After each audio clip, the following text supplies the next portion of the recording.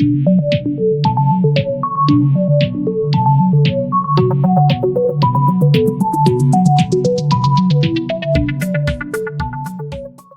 everyone and welcome back to a couple books. Today, this is going to be the second to last top 5 books from the year 2020. As you guys know, I'm doing a series of top 5 videos of different genres and bookish things to round out and finish out the year 2020. We're already in the year 2021, so let's get this done with. I want to tell you guys what my favorite reads were of 2020 so we can kick off this year and get a new favorite. This time around, we're going to be doing the top 5 fantasy books. So these are the top 5 fantasy books that I read in the year 2020. It didn't have to come out in the year 2020 for it to be on this list. Also, I tried to use authors I haven't mentioned in previous lists, so be sure to check out other lists if you don't think I have the right book or the right author, because it might be mentioned earlier. As well, for this list, I try not to do repeats of authors, so only one book per author. So with all that being said, let us get started, okay? So this is super exciting. I'm super looking forward to it. Okay, let's go. Okay, so the first book I'm going to talk about is Kings of the Wild by Nicholas Eames. For those who don't know, this is his debut novel. This was a really fun book to read. It follows Clay Cooper. Clay Cooper is an older guy now. He has a daughter, he has a wife, he's married, he's settled in. But what you don't know about Clay Cooper is that he used to be one of the best monster killers out there. Him and his band were like the best. Like, they went out there and they killed hordes of monsters, and then they reaped fame and fortune from it. And they were really good at what they did. But now they retired, they grew old, and they are now all settled in and resting and don't really communicate with each other anymore. That is until one of Clay Cooper's bandmates comes up to him at his house, and he comes pleading for Clay Cooper's help. He says, "My daughter is gone. She's in basically the worst place in the world right now. There is this castle on the edge of our world who is now being overrun by monsters, and I need you to help me get the band back together so we can go save my daughter." And Clay Cooper, you can say a lot about the guy, but he's an honorable guy. He decides that he's going to do this. He's going to help out his friend. So they get the band back together, and through a lot of misadventures and a lot of side quests, they eventually make it to the castle they attempt to go make it to the castle to save one of their bandmates' daughters. This was a super fun book. I really enjoyed it. There's a lot of references. There's pop culture references in here. There's like actual rock band references. A lot of interesting things going on in this book. It's taking the typical fantasy concept and turning it on its head and adding a fun focus to it. I really enjoyed it. I thought it was really good. I thought it was a fun, fresh perspective on fantasy tropes. So a lot of fun. The next book on my top 5 list, in no particular order, is going to be Rob J. Hayes' Never Die. I've talked about this book before, but basically there's this emperor. He is this really big bad, and he is out there and he is basically wreaking havoc. He's horrible to his people. He's horrible to everyone out there, and he's just like a bad emperor. And basically, long story short, there's this little boy out there now. This boy is sent by Shinigami. For those who don't know, Shinigami are kind of, I don't know if this is exactly right because I don't know enough about them, but they're basically like Japanese folktale demons. So these Shinigami send out this boy to go resurrect heroes, basically bring them back to life after they've fallen in battle, and go and basically kill the emperor, take him down. And so the Shinigami send this boy out there. He goes around and he collects his, I think it's 5 heroes, and basically we are watching this all happen from the eyes of the first hero that is risen, and we basically go on this adventure with them as the boy goes around finding the legends of his heroes and resurrecting them and then bringing them to the emperor's castle to kill him. It was a really fast-paced adventure. I really enjoyed it. It's a really quick read. I read this in like one sitting. It's fun. One of the reasons I enjoyed it is there's a lot of like typical standard fantasy stuff, but there's a lot of Japanese culture mixed in here, which I really enjoyed. That felt I learned at least a little bit about Japanese folk tales and culture going on. The twist at the end was great. Overall, was a fantastic read. I really enjoyed it. There's not much I can fault it on. I just thought it was quick, clean, and fun. And if you're looking for a fast-paced, action-filled fantasy that's not your standard fantasy, I suggest picking this up.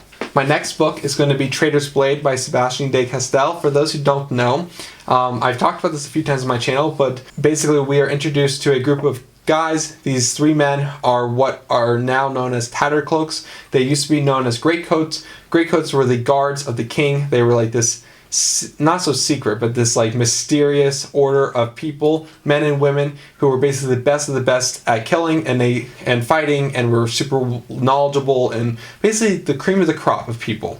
And they all got together to protect the king, and the king died on their watch. And so now they've all been disgraced. It's years later, and they've all been disbanded, and they've been thrown out into the world. The entire populace of this kingdom hate they call them tattered cloaks now, hate the greatcoats because they feel like they failed in their duty, even though everyone hated the king, which is really odd. But the greatcoats, like I said, are the cream of the crop, so they don't give up so easily. So now we follow three of them, one of them being one of the first greatcoats, as he tries to basically find a new occupation for the greatcoats, whatever it may be. And these three guys are very interesting. They're each very unique. You can see and read very clearly because of Sebastian de Castell's tone that these guys are intelligent. Not only are they the finest of the finest savages on the battlefield, but they're also intelligent. They can think. They're brilliant people. Basically the best of the best soldiers you can have. And they are now on this journey basically to reinstitute themselves in a place of honor amongst the people. Basically no longer be these like forgotten about people who are spit on the streets, and reclaim some of their former glory. On their journey to do this, they end up falling into some political mishaps, and now they are basically in the middle of a total political situation going on. So there's a lot of political intrigue in here. There's some great epic fight scenes in this book. If you're looking for anything fun and fresh, I would definitely pick this up because I thought that the author does a fantastic job, not in his terms of his word choice, his prose, and his plotting, to craft a very fun book. And I think how we are seeing the story not from our soon-to-be hero or a future hero or our current hero, but from people who were once the heroes of the story who have now fallen from grace. I loved it. I have heard mixed things about the rest of the series, so I'm excited to pick it up and see what I think. So there you go. The next book on this list is going to be Rage of Dragons by Evan Winter. This is the first book in The Burning and his debut novel. I really enjoyed it. Debut novel? Debut book? Book? What? Words? English? Basically, in this we are introduced to Tao. Tao is this boy from a village, and he has been raised in the society where basically you fight. You're a soldier. That's what all men are. In order to be an accomplished man or to be able to do anything in society and be deemed a man, or to be seen in society as a man, you must fight. You must be a soldier. You must go out there and do battle.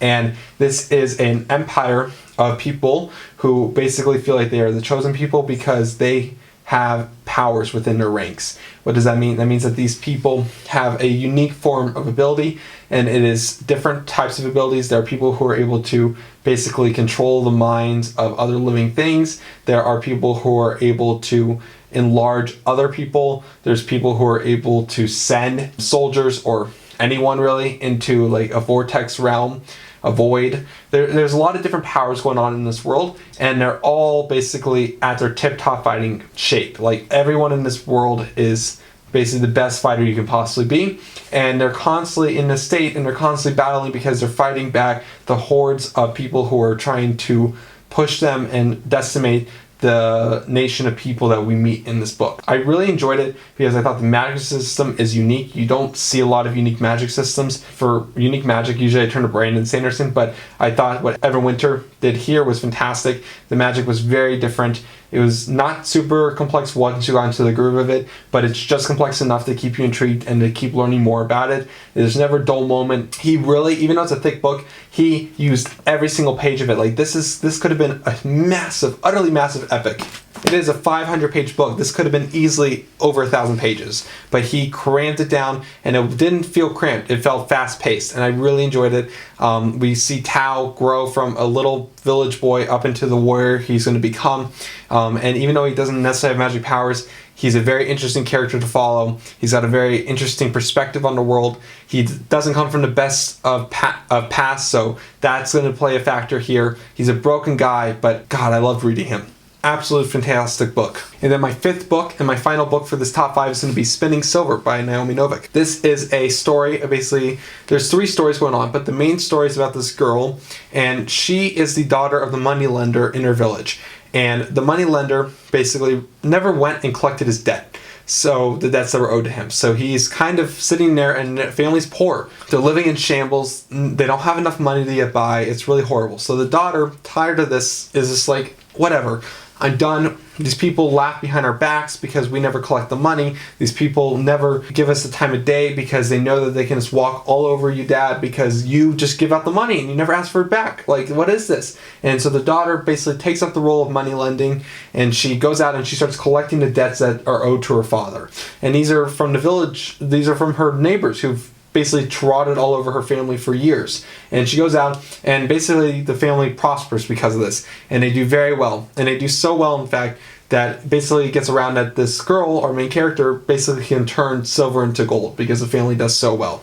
And long story short, this is when the fairy tales kind of come into play, where this king, a king of Fae, comes and tries to take her and gives her a challenge. And he says, I will marry you if you succeed, or I will kill you if you don't. And your challenge is to turn all this silver I'm going to give you into gold. And that is kind of the story. There's other stories going on of someone who is basically a jeweler, and we also have another side story going on, but that's the main story in this book. I loved it so much because Naomi Novik did a great job of interweaving a lot of different fairy tales.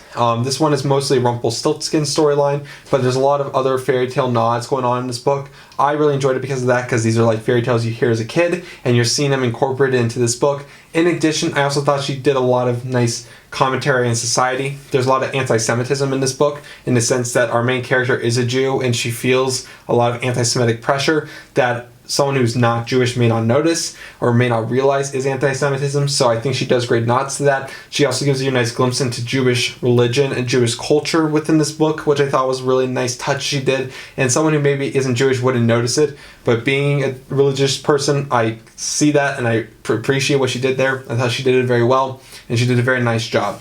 So those are my 5 books of 2020, my top 5 fantasy books. These are not necessarily going to all go on to my top 10 fantasy list, but some of them might have a place. We'll wait to see. I'll let you guys know. Thank you guys so much for joining me today, and I'm hoping to see you guys in the next video. Have a wonderful day, and don't forget to like, comment, and subscribe, okay? See you guys down in the comment section. Bye.